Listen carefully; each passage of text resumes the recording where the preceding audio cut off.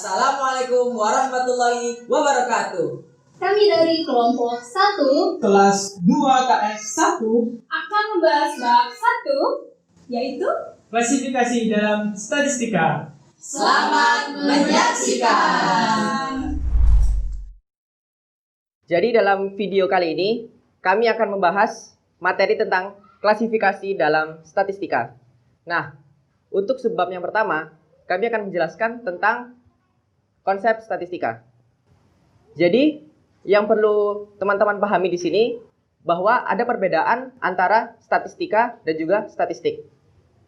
Statistika adalah ilmu yang mempelajari cara pengumpulan, pengolahan, penyajian, dan analisis serta cara pengambilan keputusan secara umum berdasarkan hasil penelitian. Sedangkan statistik adalah hasil data berupa angka-angka yang disajikan dalam bentuk grafik, tabel, dan juga sebagainya. Statistika sendiri dibagi menjadi dua jenis.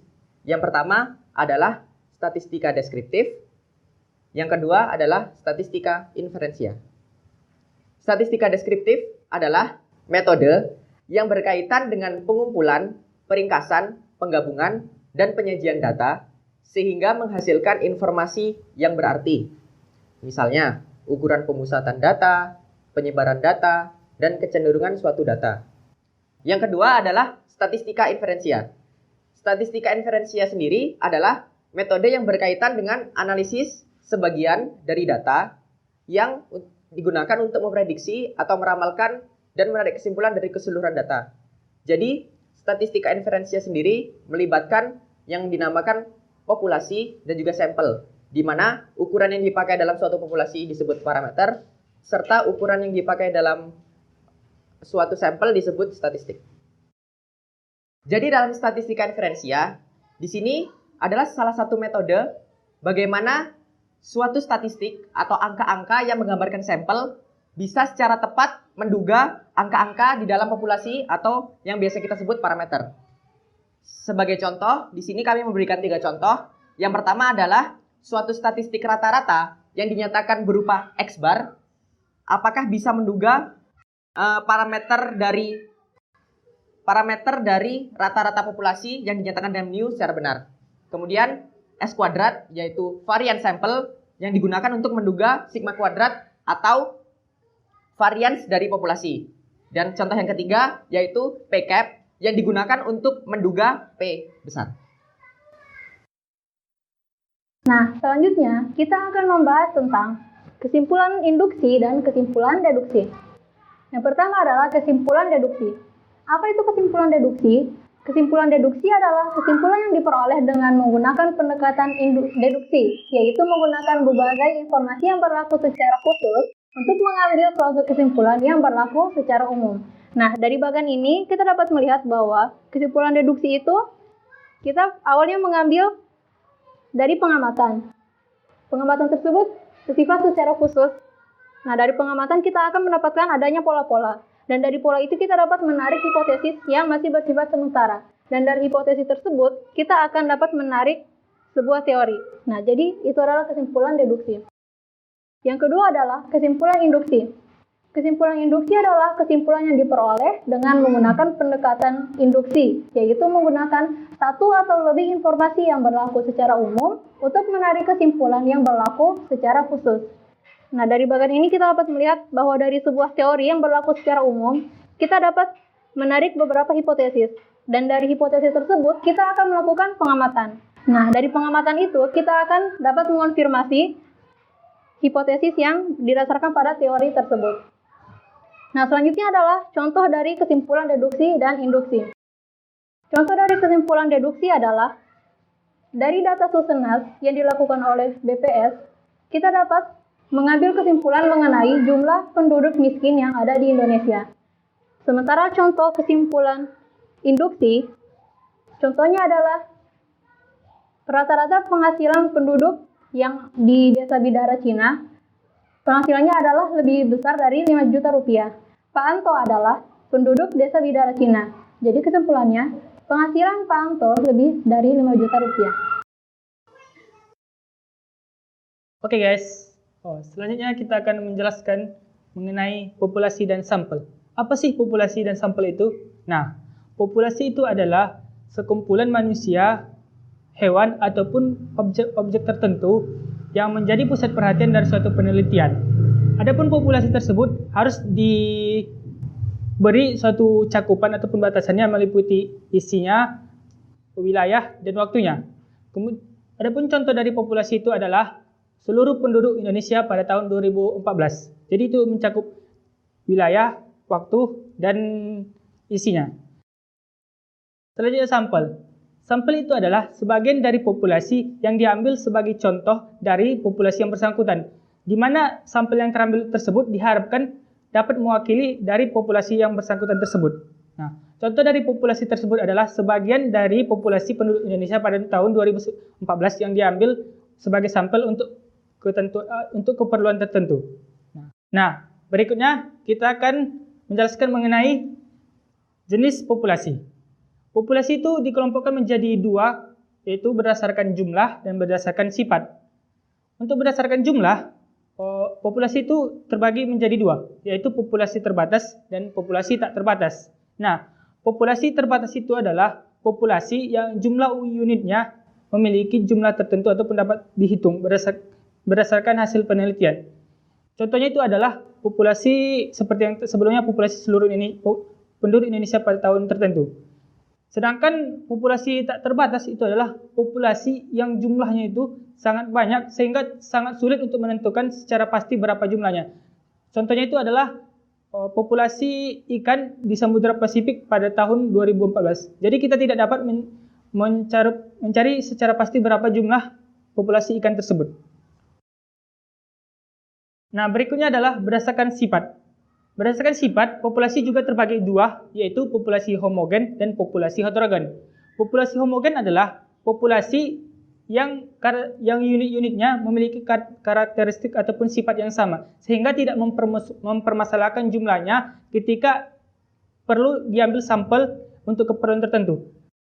Nah, contoh dari populasi homogen ini adalah ketika kita ingin mengetahui rasa segelas susu, kita hanya perlu mengambil sampel, yaitu berupa 1 sendok susu untuk mencicipi bagaimana sih rasa susu tersebut. Jadi kita tidak perlu menghabisinya. Nah, yang kedua yaitu populasi heterogen. Populasi heterogen itu adalah populasi yang unit-unitnya memiliki sifat ataupun karakteristik yang berbeda, sehingga perlu ditetapkan batas-batasnya baik secara kuantitatif maupun secara kualitatif. Nah, contohnya itu adalah ketika kita ingin mengetahui IQ dari mahasiswa suatu angkatan, nah kita perlu mengambil sampel berupa beberapa mahasiswa dari beberapa fakultas. Jadi kita tidak boleh mengambil mahasiswa dalam satu fakultas karena masing-masing mahasiswa tersebut memiliki karakteristik yang berbeda-beda. Oke guys, selanjutnya adalah teknik sampling, variabel analisis, dan data. Yang pertama itu adalah teknik sampling. Jadi apa itu teknik sampling? Jadi teknik sampling adalah teknik yang digunakan untuk melakukan pemilihan sampel.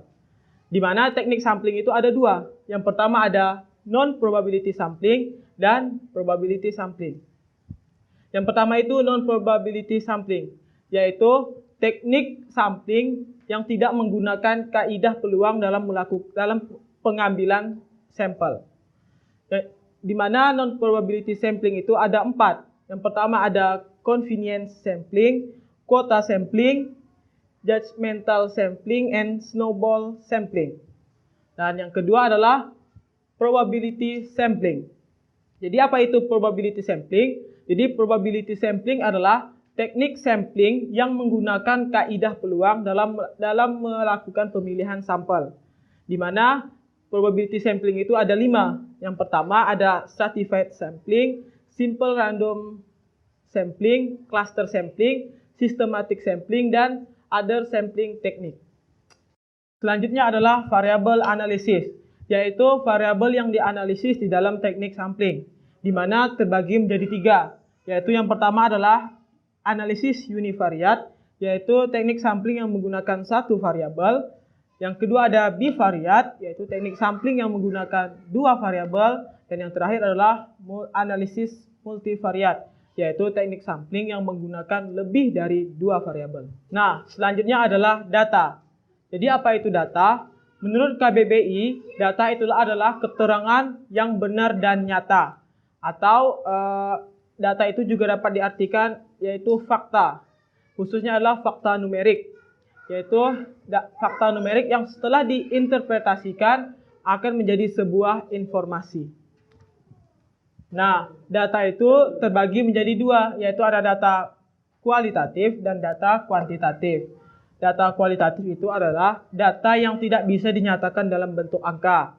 Dan terbagi lagi menjadi dua, yaitu ada data kualitatif nominal dan data kualitatif ordinal. Selanjutnya, data kualitatif nominal itu adalah data berskala yang diperoleh dengan cara kategorisasi atau klasifikasi. Yaitu di mana cirinya itu posisi data setara dan tidak bisa dilakukan operasi matematika. Adapun contohnya adalah jenis kelamin dan jenis pekerjaan. Oke, selanjutnya adalah data kualitatif ordinal, yaitu data yang diperoleh dengan cara kategorisasi atau klasifikasi. Yang mana ciri dari data kualitatif ordinal itu posisi tidak setara atau ada urutan di antara data-data tersebut. Kemudian data kualitatif ordinal sama dengan nominal, yaitu tidak bisa dilakukan operasi matematika.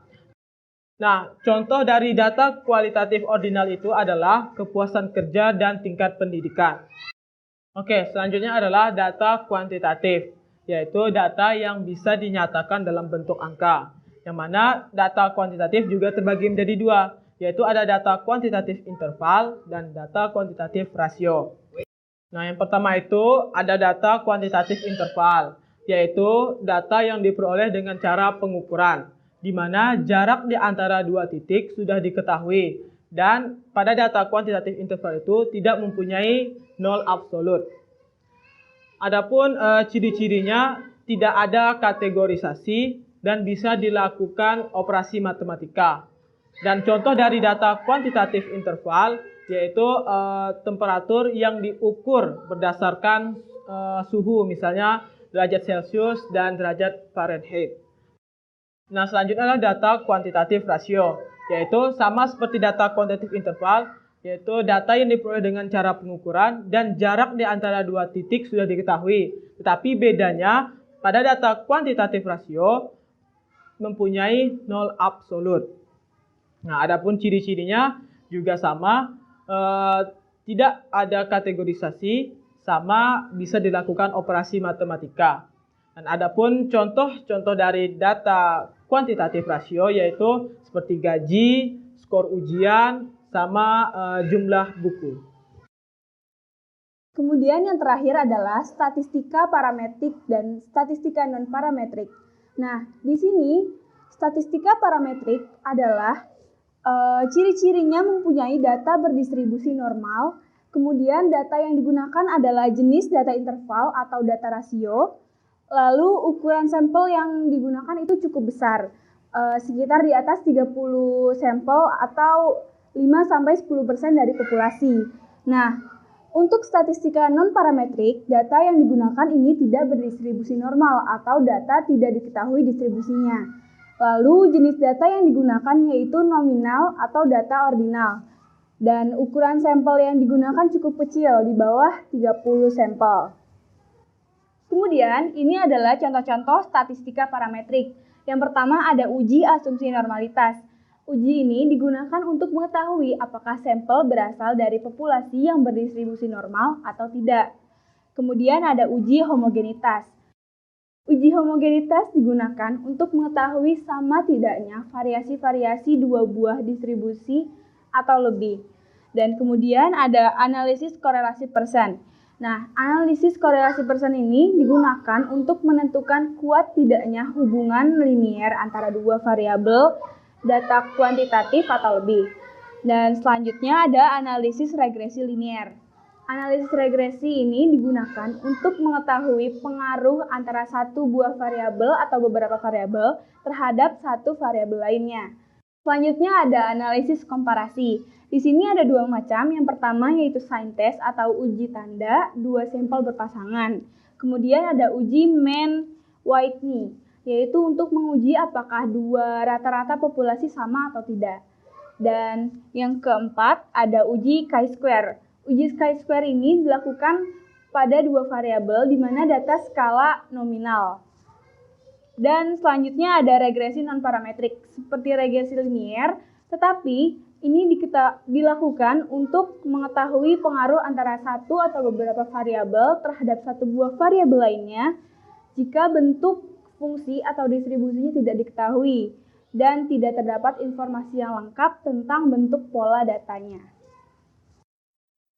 Terima kasih telah menyaksikan video kami. Semoga bermanfaat dan Wassalamualaikum warahmatullahi wabarakatuh.